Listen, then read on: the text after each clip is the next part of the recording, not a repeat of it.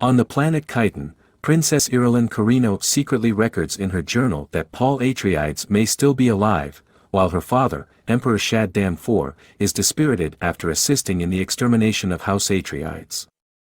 On Arrakis, Stilgar's Freeman troops, including Paul and Lady Jessica, overcome a Harkonnen patrol. When Jessica and Paul reach Siege Tabr, some Freemen suspect they are spies, while Stilgar and others see signs of the prophecy that a mother and son from the outer world will bring prosperity to Arrakis.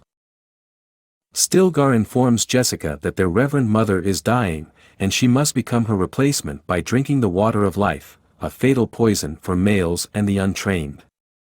However, Jessica successfully transmutes the poison, surviving and inheriting the memories of every female ancestor in her lineage.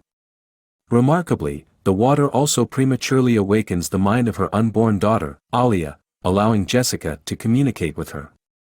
Together, they agree that convincing the skeptical in northern Arrakis of the prophecy should be their first priority. Chani and her friend Shishakli believe the prophecy is false and designed to control the Freemen. When Paul delivers a speech about not seeking power but wanting only to fight alongside them, Chani develops respect for him. Paul and Chani fall in love as Paul embraces the Freeman ways, learning their language, taking part in rites such as riding a sandworm, becoming a Fedaykin fighter, and helping raid Harkonnen spice operations.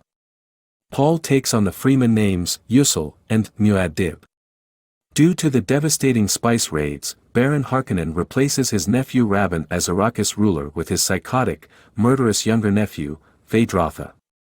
Lady Margot Fenring, a Bene Gesserit, is sent to evaluate Fade's suitability as a prospective Kwisatz Haderach, and to seduce him in order to secure his genes.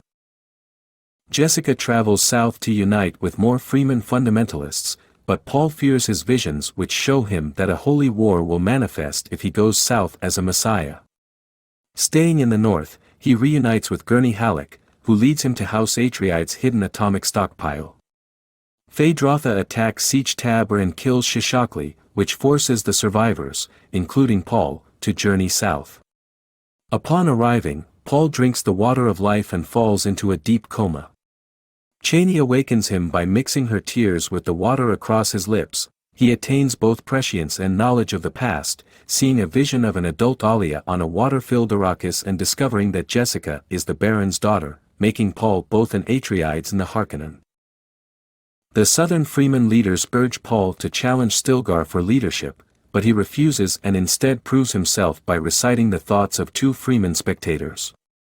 He declares himself the Lisan al-Gaib and sends a challenge to Shaddam, who then arrives on Arrakis with Irulan, Mohiam, and his Sardaukar troops.